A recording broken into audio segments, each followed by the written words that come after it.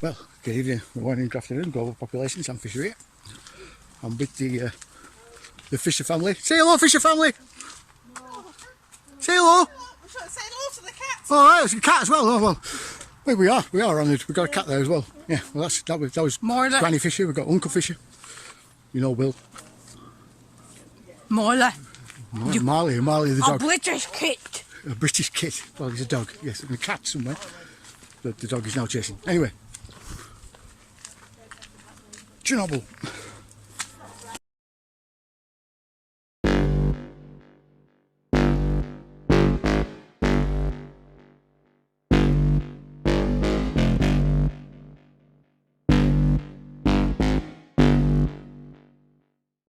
So, if you're on my Telegram group, or if you did watch my last video, you know when I went on a bit of a tangent in the last one. As soon as I started talking about Chernobyl and Ghislaine Maxwell's interview to the Daily Mail and what she said.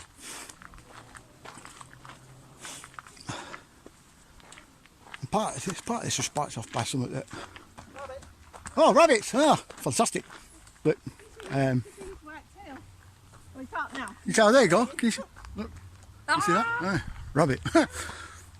Dad, What? SK make huge games. Okay. Like Go. Samurai Shodown and King of Fighters. Right, okay. So there we are. SNK make huge games. But anyway, this was kind of sparked off by something that dark journalist and Josie Farrell said. And I'll link in the description below.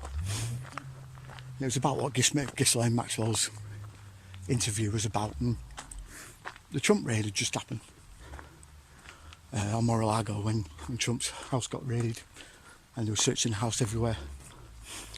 Now, in the, shall we say, contents sort of list of what they took,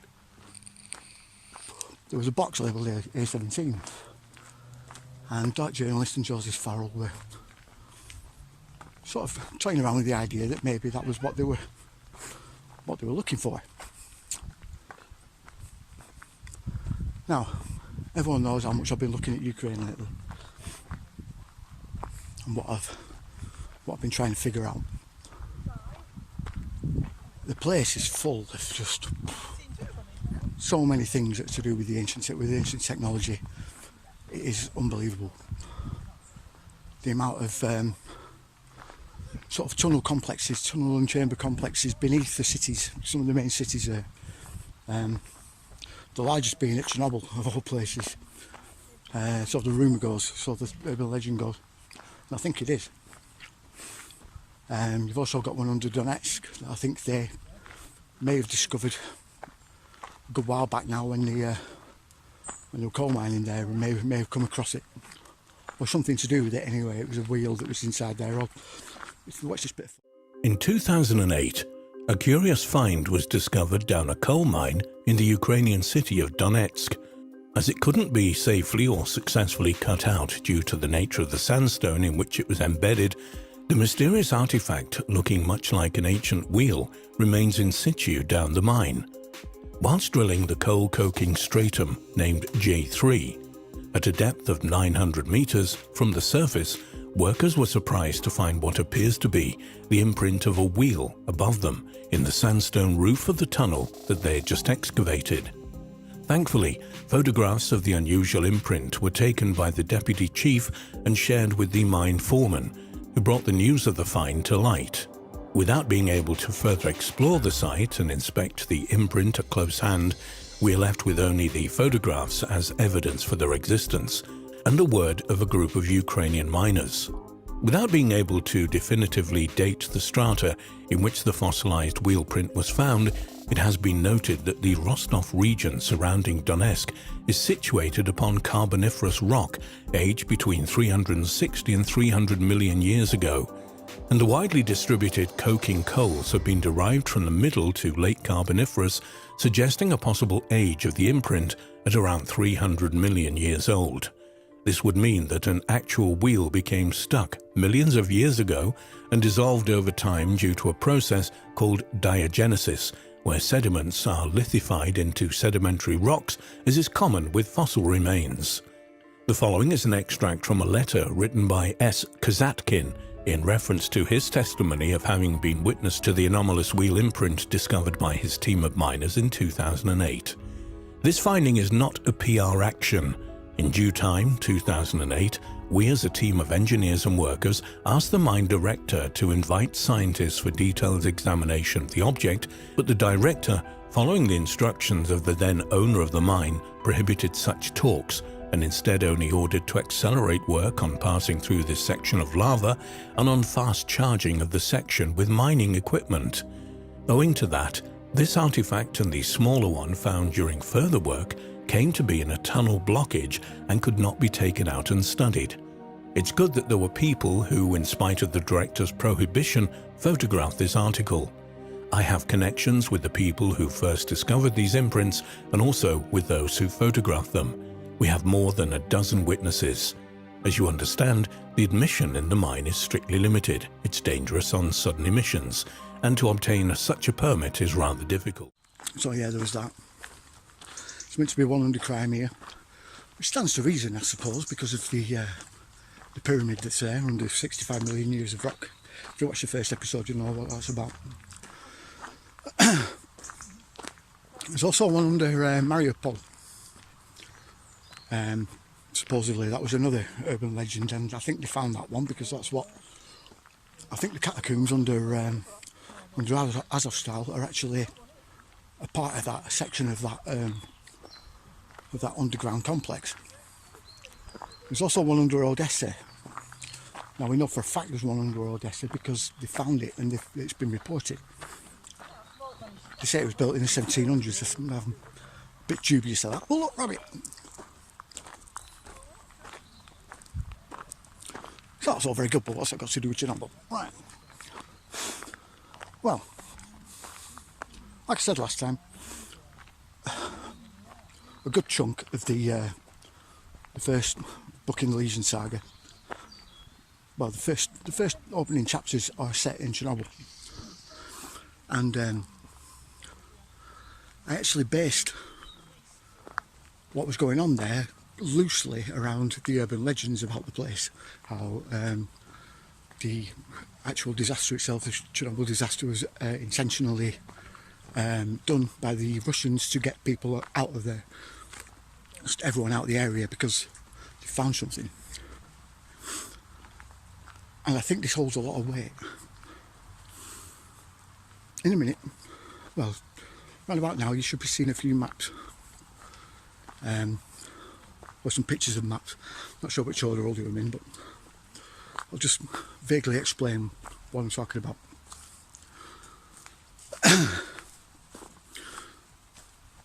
I found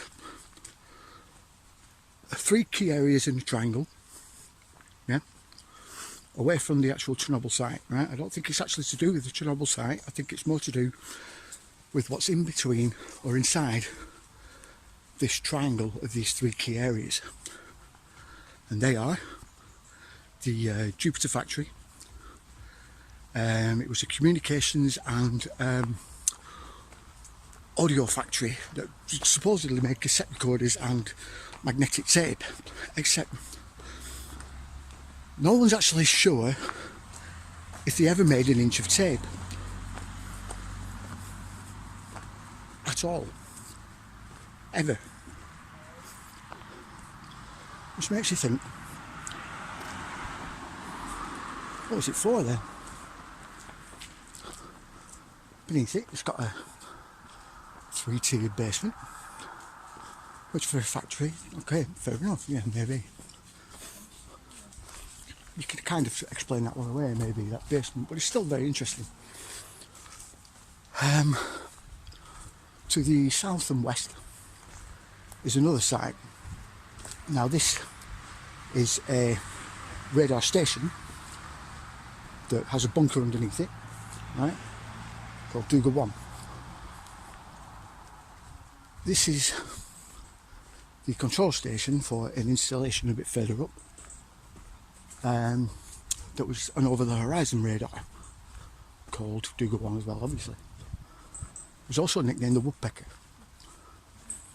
And this was because when ham radio enthusiasts were listening out, they kept picking up a signal that sounded like a woodpecker pecking away at something. That was that.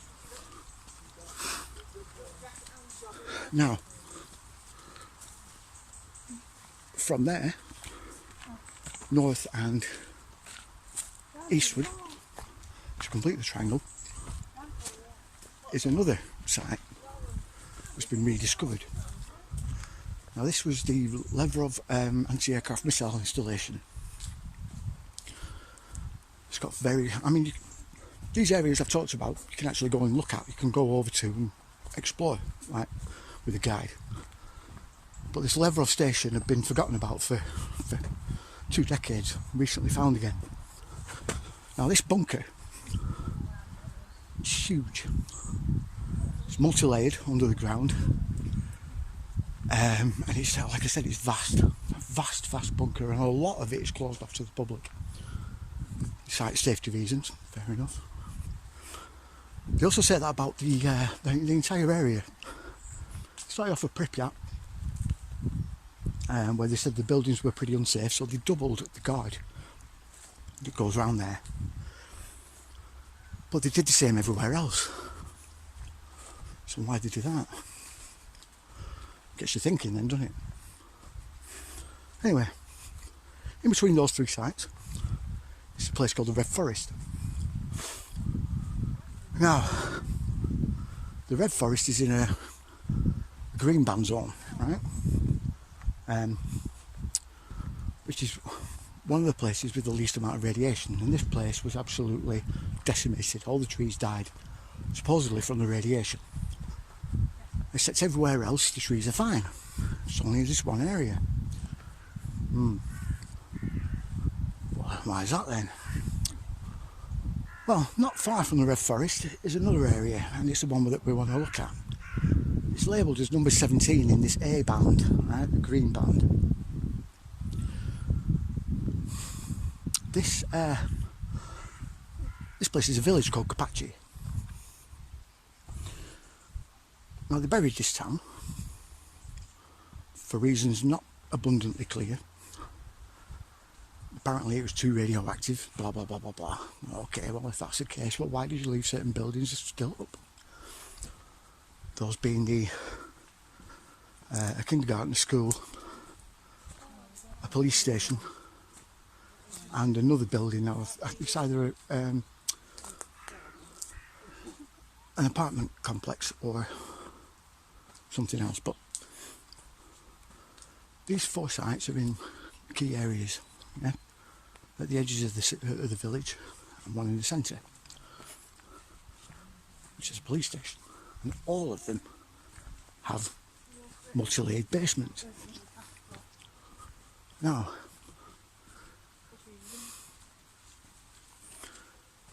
if you bury the whole town, it's because you don't want people accidentally getting somewhere, shall we say, through their own basement. It limits the access points to those 4 key areas, and it makes them easy to control the traffic into and out of, right? To get those people out, you would kill the nearby forest. Make people think that something's going to kill them if they stay where they are, right?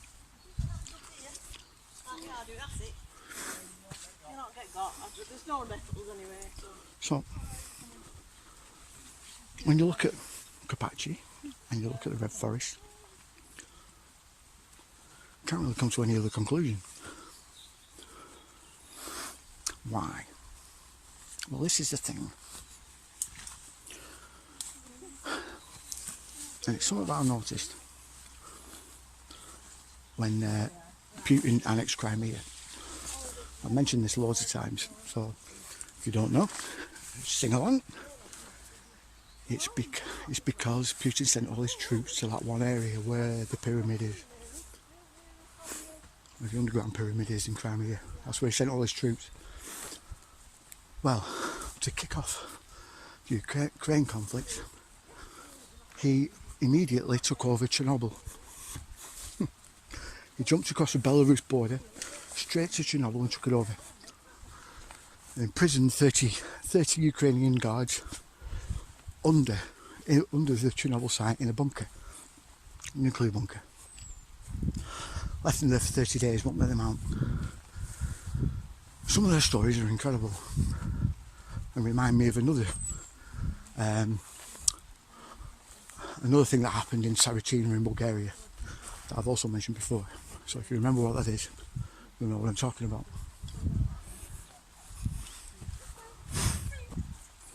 Now, I'll be finding out that, like I said, beneath Ukraine there's a vast tunnel network, and they connect up all these certain sites where these larger tunnel and chamber complexes are. And it just so happens that Putin goes to the ones that are, it's relatively confirmed that there's stuff there. So he took over Odessa. That's where one of them is. That's where the only confirmed one is for definite we know of. Where there's, it took over Donetsk, which is where that wheel was found. Yeah, which is likely the site of another tunnel complex. He laid siege to Azovstal, I think because of the catacombs underneath, and they probably found an entrance into that one there as well. And that site was very likely the site of the capital of the Ratan civilization, which is called Chernobyl. They found something in there, and you know that because despite it being under siege, like completely surrounded by Russians, they still allowed helicopters to come in and deliver Starlink monitoring equipment and computer equipment. Why would they do that if it was under siege? Why would they let them through? Very strange, isn't it? What's even stranger is it was meant to have been completely emptied, devoid of civilians for about a week before they got there. And then all of a sudden there's civilians there, inside.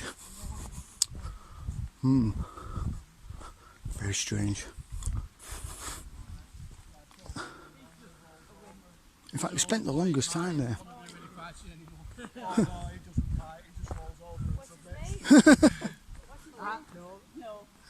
Somebody else's ball. No, it's your own ball. No. Barney. Barney. He's a lovely dog. Barney's he's totally blind. He's deaf.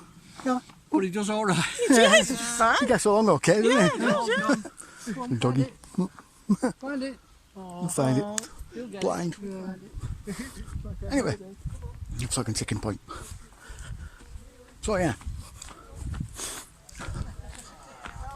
This all kicked off, by the way, just after Ghislaine did that interview and mentioned the A17, and the next thing you know they're jumping across the border to get the exclusion zone surrounded and covered, and then the rest of the Donetsk. Why not Kiev and everything else? Well, one, Kiev is the capital city. Back in 2020, Australia have a toilet paper problem. Oh yeah, well everywhere did. But anyway, the reason why they didn't go to Kiev as well is that Kiev's not had that complex confirmed. Well, there's been no sort of evidence of one being there. So, big whoop. To the right, Jake. On the path round. What's that got to do with anything? Well, same as before. If they did find anything there, they won't tell us. Okay, that much is a given. I don't think they knew where the lever of installation was, right? Or they were quite confident, oh, we'll find it, because it is literally in the middle of nowhere. There's no roads to it, no nothing. It's just there. Which begs the question: how did they get stuff there? Dad, What? we finally out from Jurassic Park. No, we're finally out of Jurassic Park, are we? But it does beg the question: how did they get stuff there? There's no roads. No clear roads anyway. Like I said, it's in the middle of seemingly nowhere. It's a missile bunker, so they say. So what was it used for? And then you get Kapachi completely buried, seemingly for no reason. It's got those 4 buildings in key locations.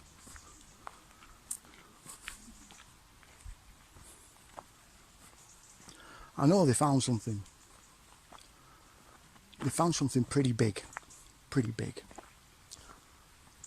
quite significant, because the entirety, I mean, the entirety of Ukraine is full of weird anomalies. Everywhere.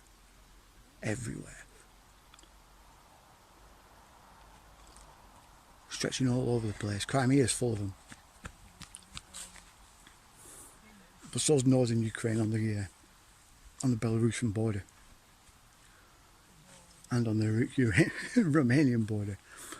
And, funnily enough, on the Bulgarian border as well. I mean, a fortnight border. The place just... It's not fortnight. The place is just... littered.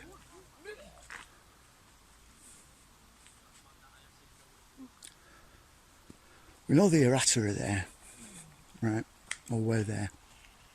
We know how old they were.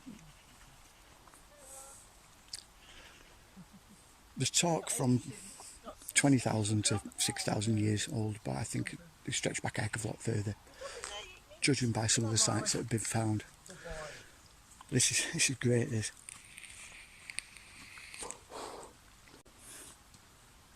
These pictures, in a minute, I'm going to show you, right? One of them is of a quarry, a strip mining quarry, right? Which is this now you're seeing. And notice the rings, yeah? The way it goes down, yeah? Now imagine that huge. When I say huge, I mean this huge.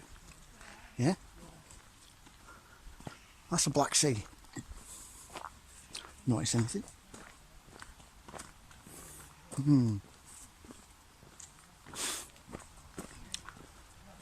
It's very interesting, isn't it? What about this? Lake Baikal in Russia.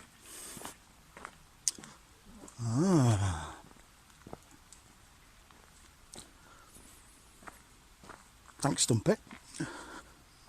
One of my researchers on my drops page. Fantastic book, well done.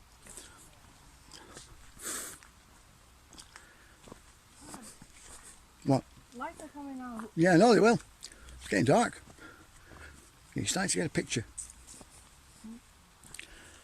That's what's there, what they've found. I'm not entirely sure yet.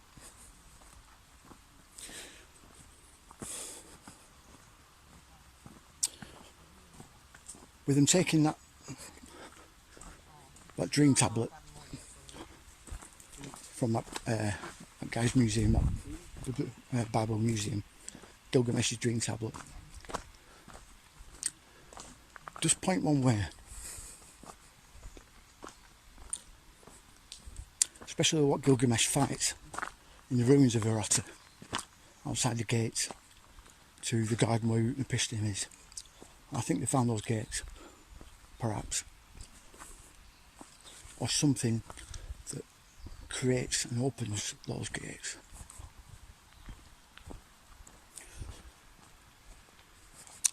But for that, you'll have to wait till next time, right? Like, share, subscribe, you know the drill. See you later. Wait. What? Special thanks to Laserbeam. No, not Laserbeam.